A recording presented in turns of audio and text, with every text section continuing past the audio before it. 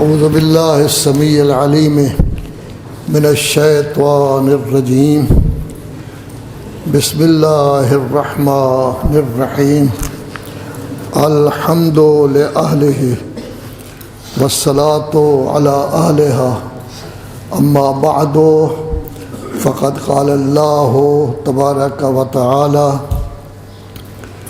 بسم اللہ الرحمن الرحیم القارعۃ ما القارعہ۔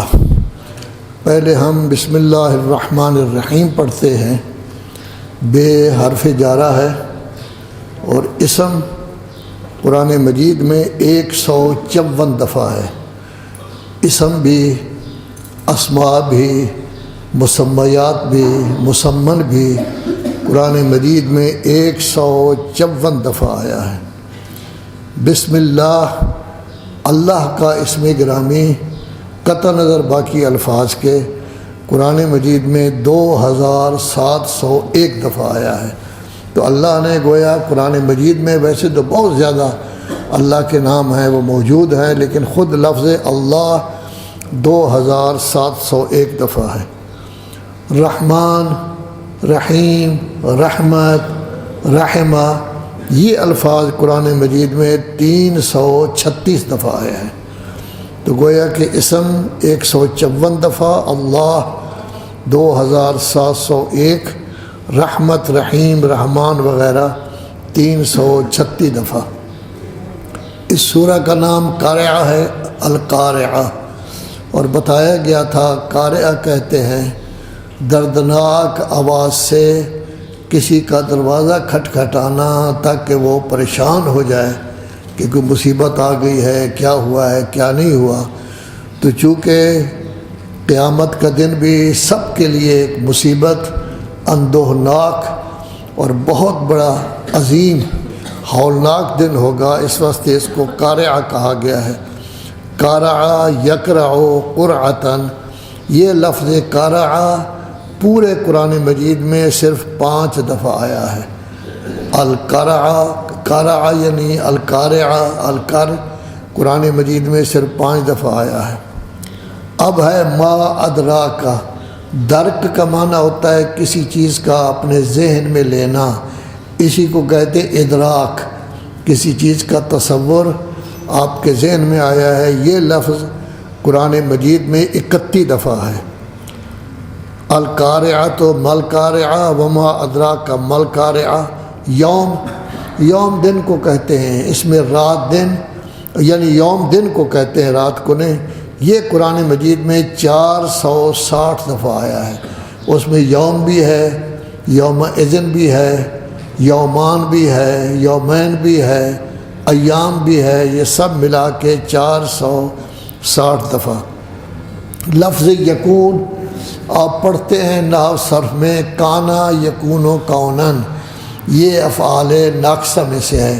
کانا، سارا، اصبح، امسا۔ پرانے زمانے میں تو اشعار یاد کرائے جاتے تھے، آسانی کے ساتھ ہو جاتا تھا۔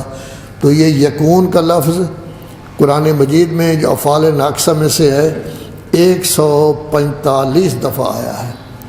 اور آپ خود انسان بھی کہلاتے ہیں، انس بھی کہا جاتا ہے قرآن مجید میں، اور پھر الناس اس کی جمع کے طور پر آیا ہے۔ یہ سب الفاظ قرآن مجید میں 338 دفعہ آئے ہیں۔ انسان کا لفظ قرآن مجید میں، الناس اور اس طرح کے لفظ قرآن مجید میں 300 میرے خیال میں 32 دفعہ ہیں، 332 دفعہ یہ لفظ آیا ہے۔ القارعۃ ما القارعہ وما ادراک ما القارعہ یوم یکون الناس، اس میں آیا ہے لفظ فراش۔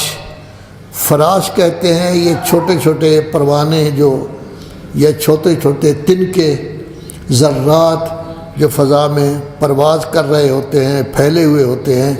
یہ لفظ پورے قرآن مجید میں فرش بھی ہے، فرشناہا، ہم نے زمین کا فرش بچھایا ہے، الفراش بھی ہے۔ یہ لفظ قرآن مجید میں 6 دفعہ آیا ہے۔ قرآن مجید میں یہ بھی آیا ہے کہ اللہ تبارک و تعالی نے آپ کے لیے جانور پیدا کیے ہیں، وَمِنَ الْأَنْعَامِ حَمُولَةً وَفَرْشًا، بعض جانور ایسے ہیں کہ جن پر آپ سامان بھی لے کر جا سکتے ہیں، جیسے گدھا ہے، گھوڑا ہے، اونٹ ہے وغیرہ، اور بعض ایسے ہیں کہ جن پر نہیں ان کو فرش سے تعبیر کیا گیا ہے۔ اور قرآن مجید میں فرش بھی آیا ہے۔ فرش کہتے ہیں باقاعدہ قالین بچھے ہوئے، یہ اس طرح کا اعلیٰ قسم کا جو فرش بچھا ہوا ہو، اس میں جب لوگ جائیں گے قیامت کے دن، اچھے لوگ متکئین علی فرشین، انہوں نے باقاعدہ تکیے لگائے ہوئے ہوں گے اور بیٹھے ہوں گے آرام سے، تو فرش کا لفظ بھی جو ہے وہ آیا ہے۔ یہ لفظ فرش، فرشنا، یہ سارے کے سارے ملا کے صرف 6 دفعہ آیا ہے۔ مبسوس کہتے ہیں بسا یا بسو بسن، پھیلا دینا، جیسے سورہ نساء میں ہے کہ اللہ تبارک و تعالیٰ نے آدم کو پیدا کیا اور اس کی پسلی سے حوا کو پیدا کیا، پھر بسا منہما، پھر تمام کے تمام انسان اس سے پھیلا دیے گئے۔ تو یہ پروانے جو زمین میں پھیلے ہوئے ہیں، مبسوس کہا گیا ہے ان کو۔ یہ مبسوس قرآن مجید میں 9 دفعہ آیا ہے۔ العہن آیا ہے اس صورت میں، العہن جبال بھی آیا ہے، جبال 49 دفعہ ہے۔ العہن کا لفظ قرآن مجید میں صرف 2 دفعہ آیا ہے۔ العہن کس کو کہتے ہیں؟ دھنی ہوئی رنگین اون۔ اگر دھنی ہوئی سفید ہو وہ بھی نظر آ جاتی ہے، لیکن رنگین ہو تو وہ زیادہ نظر آتی ہے۔ تو ذکر کیا جا رہا ہے کہ پہاڑ اس طرح فضا میں اڑ رہے ہوں گے جیسے دھنی ہوئی رنگین اون جو دھنی ہوئی ہو وہ فضا میں اڑ رہی ہوتی ہے، چھوٹے چھوٹے گولے اس کے اڑ رہے ہوتے ہیں، تو عین کہتے ہیں رنگین اون کو۔ آہن فقیر کو بھی کہتے ہیں، شکست حال بیچارے کا کچھ نہیں، سڑک پر بیٹھا ہوا ہے، فٹ پاتھ پر بیٹھا ہوا ہے، وہ بھی اس لیے چونکہ بالکل یہ گزرا آدمی ہے۔ تو کل اہن المنفوش، یعنی دھنی ہوئی اونٹ کی طرح اون کی طرح وہ سارے کے سارے ہوں گے۔ یہ پہاڑ اس طرح جو ہے وہ نظر آئیں گے۔ یکون الجبال کل اہن المنفوش، منفوش پربندہ کو کہتے ہیں، پراگندہ، پھیلے ہوئے ہوں گے، اون کے گولے ہر طرف چل رہے ہوں گے۔ پہاڑ یعنی اس طرح ہوگا جیسے اون کے گولے، رنگین اون کے گولے جو ہے وہ چل رہے ہوتے ہیں۔ اب اس جو کچھ ہم نے ذکر کیا ہے، اس کا مطلب یہ بنتا ہے کہ ایک وقت آنے والا ہے سخت ترین اندوہناک حادثہ رونما ہوگا، ساری دنیا پریشان ہو جائے گی، جو زندہ ہیں وہ مر جائیں گے، پھر سب کے سب قبروں سے پریشان ہو کر اٹھیں گے، دوڑتے ہوئے آئیں گے، کوئی پتہ نہیں ہوگا ان کی کیا حالت ہے کیا نہیں، چونکہ یہ در حقیقت قیامت کی آمد ہے، اس وقت اس کی حال ہی ہوگی۔ القارعۃ، سخت ترین کھٹکھٹنے کی آواز۔ آپ کو کیا پتہ قارعہ کیا ہوتا ہے؟ القارعۃ ملقارعہ وما ادراک ملقارعہ، آپ کو کیا پتہ قارعہ کیا ہوتا ہے؟ یہ وہ دن ہوگا کہ جس دن تمام چیزیں پروانوں کی طرح پھیلی ہوئی آپ کو نظر آئیں گی، انسان سارے کے سارے قیامت کے ایک میدان میں جو ہے وہ جمع ہوں گے۔ دور سے ایسا نظر آئے گا جیسے تنکے ہیں، چیونٹی ہیں، نزدیک نظر آئے گا کہ وہ بندے ہیں۔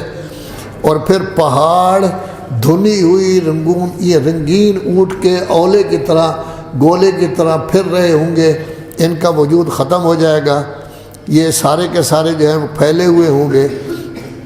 اس وقت تمام انسانوں کو 2 حصوں میں تقسیم کیا گیا ہے۔ ایک وہ انسان جو پرہیزگار ہیں، نمازی ہیں، روزہ دار ہیں، خمس و زکوٰۃ کے پابند ہیں، محرمات سے اپنے آپ کو بچاتے ہیں، جن کے ترازو میں نیکیاں بہت زیادہ ہیں اور برائیاں نہ ہونے کے برابر ہیں۔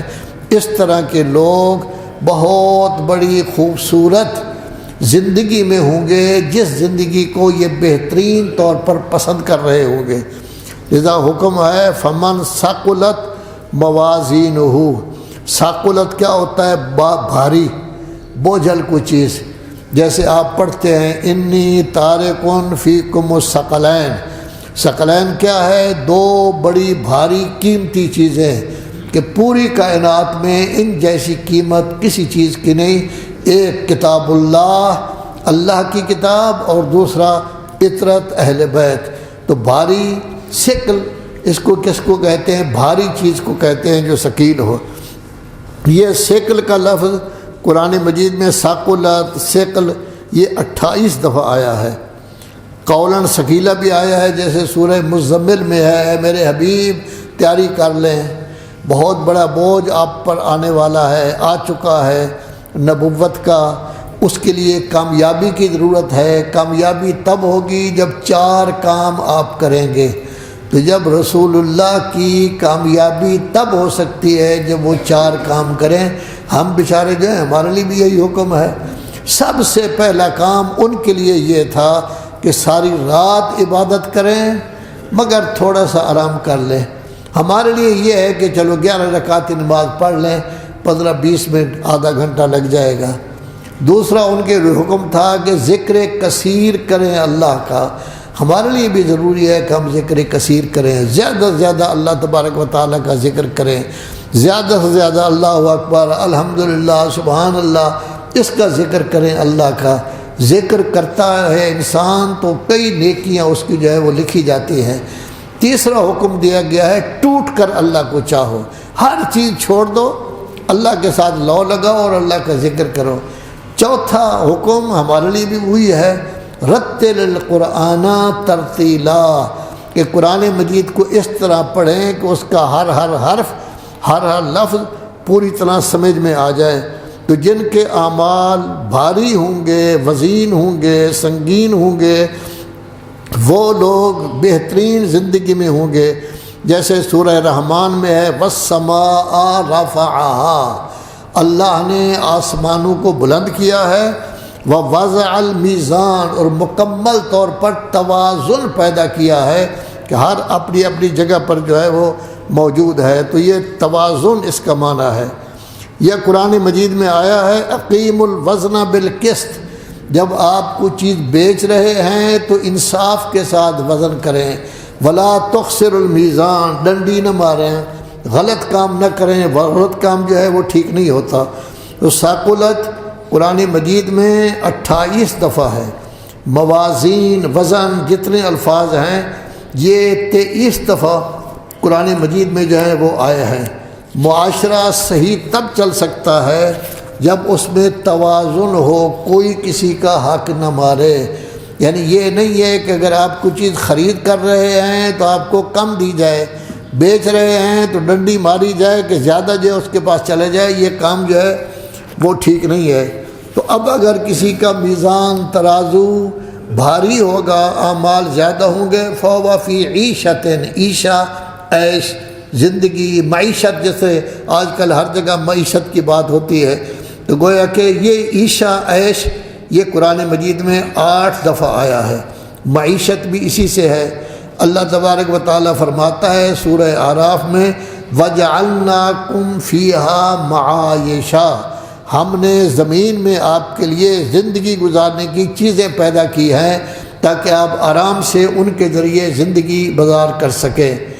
وَجَعَلْنَا النَّهَارَ مَعَاشًا، ہم نے دن کو اس لیے پیدا کیا ہے روشنی ہو، آپ کام کریں، کوئی ایسا کام کریں جس کی وجہ سے آپ کی معیشت ٹھیک ہو جائے۔ رات جو ہے وہ سونے کے لیے ہے، جاگنے کے لیے نہیں ہے۔ تو یہ معیشت وغیرہ عیش یہ قرآن مجید میں 8 دفعہ ہے۔ راضیتن یہ باب ہے باقاعدہ ناقص کا، راضیہ یرضا رضاءً، جس کا معنی گویا کیا ہوتا ہے راضی ہونا، رضی اللہ عنہم ورضوا عنہ۔ یہ قرآن مجید کی آیت ہے کہ اللہ ان لوگوں سے راضی ہے، یہ اللہ سے راضی ہیں۔ رضا پسندیدگی اچھا سمجھنا، یہ قرآن مجید میں 79 دفعہ آیا ہے۔ وَأَمَّا مَنْ خَفَّتْ، خفت کس کو کہتے ہیں؟ ہلکا، بھاری نہ ہو، خفیف سا ہو، یعنی ایک پلڑا جو ہے وہ اوپر ہے وہ خفیف سا ہے، ایک بہت نیچے چلا گیا ہے وہ بوجھل ہے۔ خفت موازینہ، جس کے اعمال کا پلڑا بالکل ہلکا سا ہوگا، اس میں کوئی ویلیو نہیں ہوگی، فَأُمُّهُ هَاوِيَةٌ، تو اس کی بنیاد ہی در حقیقت ایک کنواں ہے جس میں اس کو ڈالا جائے گا۔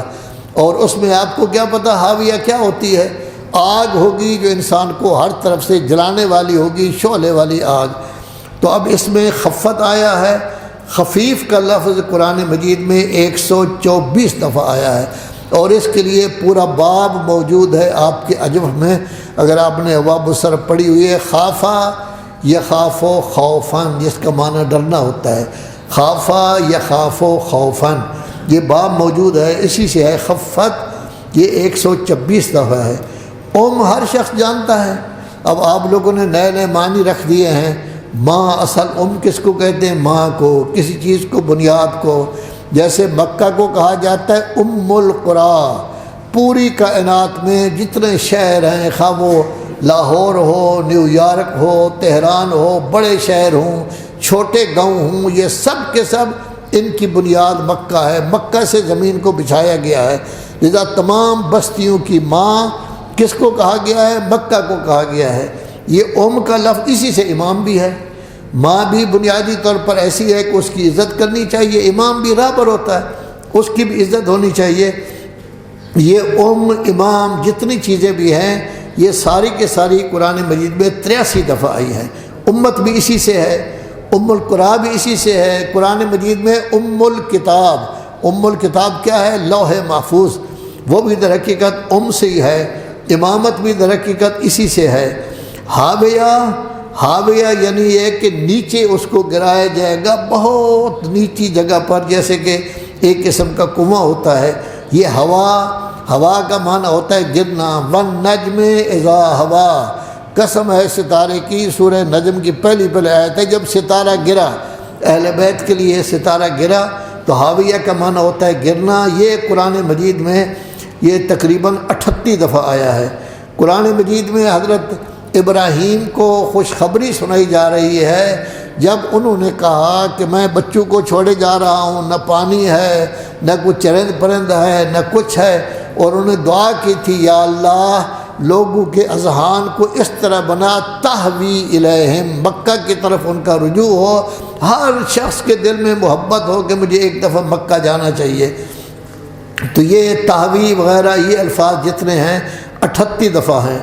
حامیہ کا معنی اصل تو حفاظت کرنا ہوتا ہے۔ الحمیت غیرت کو کہتے ہیں، لیکن قرآن مجید میں یوم یحما علیہا فی نار جہنم، جب جہنم کی آگ کو سخت ترین عنوان سے جو ہے وہ چلایا جائے گا۔ یہ حامیہ قرآن مجید میں تقریباً 6 دفعہ آیا ہے۔ تو ایسی صورت میں کہا گیا ہے فَأُمُّهُ هَاوِيَةٌ وَمَا أَدْرَاكَ مَا هِيَ نَارٌ حَامِيَةٌ، یعنی شعلہ زن آگ۔ یہ نار کیا ہے؟ جیسے نار کے بارے میں کہا گیا ہے نار اللہ الموقدہ، روشن آگ، بھڑکتی ہوئی آگ جو انسان کے دلوں تک اس کا اثر پہنچ جائے گا۔ یہ نار کا لفظ قرآن مجید میں 140 دفعہ ہے۔ تو گویا نتیجہ یہ نکلا کہ جب بہت بڑا ہولناک حادثہ ہوگا، ڈر کے مارے لوگ مر بھی جائیں گے، قبروں سے اٹھیں گے، اب اس کے بعد جو ہے صورتحال یہ ہوگی، پہاڑ کس کی طرح روئی، یعنی روئی کے گولے، یہ اون جو ہوتی ہے رنگین، اس کے گولے کی طرح پھیلے ہوئے ہوں گے، ٹکڑے ٹکڑے ہو جائیں گے، لوگ پھیلے ہوئے ہوں گے جیسے پروانے چھوٹے چھوٹے پھیلے ہوئے ہوتے ہیں۔ جس کا میزان قوی ہوگا، بھاری ہوگا، وہ بہت اچھی زندگی بسر کرے گا۔ جب وہ بارگاہ رب العزت میں جائے گا تو کہا جائے گا یا ایتھا النفس المطمئنہ، اے نفس مطمئنہ، ارجعی الی ربک راضیۃ مرضیہ، لوٹ آ اپنے رب کی طرف، راضیۃ کہ آپ راضی بھی ہیں اللہ پر اور مرضی بھی ہیں، اللہ کے پسندیدہ بھی ہیں۔ یہ آیت اگرچہ حقیقتاً فٹ ہوتی ہے حضرت امام حسین علیہ السلام پر، لیکن ہر شخص کا اس میں حصہ ہے۔ جتنا اللہ تبارک و تعالیٰ کو راضی کرتا ہے اتنا ہی وہ در حقیقت جو ہے وہ آگے چلے گا۔ اب اس کے بعد سورہ قیامت ہوگی، جس کا نمبر نزول کے لحاظ سے قرآن مجید کے تقریباً 31 ہے۔ انشاءاللہ اس کا ذکر کیا جائے گا۔ ایک چھوٹی سی بات، کل 27 رجب تھی۔ یہ 27 رجب کیا ہے؟ یہ یوم مبعث ہے، یعنی جس دن رسول اعظم صلی اللہ علیہ وآلہ وسلم مبعوث برسالت ہوئے، اور سب سے پہلی وحی ان کی طرف ہے اقرأ، پڑھیں۔ جیسے ان کے لیے حکم تھا ہمارے لیے بھی حکم ہے، اب پڑھیں کیا؟ انہوں نے قرآن مجید کو پڑھنا تھا، ہمارے لیے بھی سب سے اہم قرآن مجید ہے۔ اللہ کے ہاں اصل کتاب قرآن مجید ہے، اللہ کے ہاں سب سے بڑی کتاب قرآن مجید ہے۔ اللہ کے ہاں جس کتاب میں کوئی ٹیڑھا پن نہیں، کمزوری نہیں، وہ قرآن مجید ہے۔ جیسے ان کو حکم دیا گیا ہے، ہمیں بھی حکم دیا گیا ہے، ہمیں قرآن مجید کے ساتھ لو لگانی چاہیے، محبت ہونی چاہیے۔ کسی دن بھی قرآن مجید کی تلاوت کو ترجمہ کے ساتھ ہمیں چھوڑنا کسی صورت میں نہیں چاہیے۔ اس لیے کہا گیا فَقْرَؤُوا مَا تَيَسَّرَ مِنَ الْقُرْآنِ۔ اللہ یہ نہیں کہتا 10 پارے روز پڑھو، جتنا وقت ہے، لیکن پڑھو ضرور، جتنا آسان ہے آپ کے لیے اتنا ضرور پڑھو۔ تو 27 تھا یوم مبعث، آج ہے 28 رجب۔ 28 رجب وہ دن ہے کہ جب اسلام میں ترمیمیں ہو گئیں، نئے نئے حکم آ گئے، شروع سے شروع ہوئے، اور اب تقریباً گویا کہ ہجری کو 60 سال ہونے والے ہیں، یہ ہو گئے۔ تو ضرورت تھی کہ کوئی ایسی تحریک چلے، کوئی ایسا اقدام ہو جن کی وجہ سے پرانی ترمیمیں ختم، اور پھر ایسا بند باندھ دیا جائے کہ پھر کسی کو جرأت نہ ہو اسلام میں تبدیلی لانے، بلکہ اسلام ایک اٹل دین ہے، جو اس پر عمل کرے گا وہ سیدھا مسلمان ہوگا، جو عمل نہیں کرے گا وہ چلا جائے گا دوسری طرف، لیکن اسلام کے لیے کوئی فرق نہیں پڑتا۔ تو 27 رجب دن تھا رسالت باب صلی اللہ علیہ وآلہ وسلم کی بعثت کا، اور 28 رجب جس دن نواس رسول نے مدینہ چھوڑا، اور ایسا مدینہ چھوڑا کہ پھر مدینہ واپس نہیں آ سکے۔ مدینہ چھوڑا، ہر چیز قربان کر دی، تاکہ دین کو ایک عنوان کے لحاظ سے، دین کے لحاظ سے ایسا لوگوں میں راسخ کر دیا جائے کہ پھر اس میں کوئی آدمی تبدیلی نہ کر سکے۔ خود ختم ہو گئے، اولاد کو ختم کیا، بھانجے بھتیجے صحابہ، لیکن دین کو انہوں نے زندگی دے دی ہے۔ اسی لیے تو رسول اعظم صلی اللہ علیہ وآلہ وسلم کا فرمان ہے حسین منی وانا من الحسین، حسین مجھ سے ہیں، اولاد ہیں، جناب زہرا سلام اللہ علیہ اور علی کی اولاد ہیں۔ رسول اللہ نے ان کو بیٹا کہا ہے، قرآن مجید نے ان کو بیٹا کہا ہے، ابنا انا و ابناکم، انہی کو مبالغے میں لے کر گئے تھے۔ آنا من الحسین، میرے مشن کو زندہ کرنے والا حسین ہے۔ رسول اللہ کی زندگی کا مطلب ان کا مشن، ان کا دین، ان کا اسلام زندہ رہے۔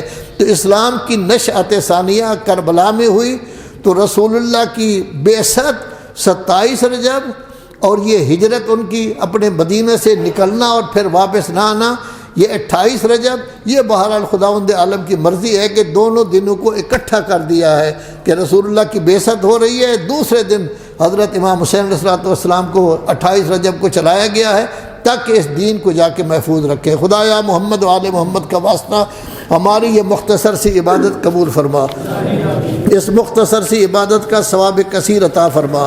خدایا محمد و آل محمد کا واسطہ تمام شرکاء کی حاجت روائی فرما، سب گھروں میں خیر و برکت عطا فرما، سب کے رزق میں وسعت پیدا فرما، سب کی عزت عظمت میں اضافہ فرما، جان و مال و ناموس کی حفاظت فرما، سب کو کرونا اور دوسری بیماریوں سے نجات عطا فرما، ہم سب کو صحت و سلامتی کے ساتھ طول عمر عطا فرما، موت سے پہلے مغفرت اور بخشش عطا فرما، طلبہ کرام کی توفیقات میں اضافہ فرما، قرآن مجید کی محبت ان کے دل میں پیدا فرما، اہل بیت کی سیرت کی محبت ان کے دل میں پیدا فرما، قرآن و اہل بیت کے احکام کے مطابق چلنے کی توفیق عطا فرما، مجتہد اعظم بننے کی توفیق عطا فرما، علماء کرام کی عزت عظمت میں اضافہ فرما، ان کی تربیت میں اضافہ فرما، توفیقات میں اضافہ فرما۔ خدایا محمد و آل محمد کا واسطہ ہمارے جو ساتھی اس دنیا سے چلے گئے ہیں ان کے درجات بلند فرما، موجودین کی توفیقات میں اضافہ فرما، اسلام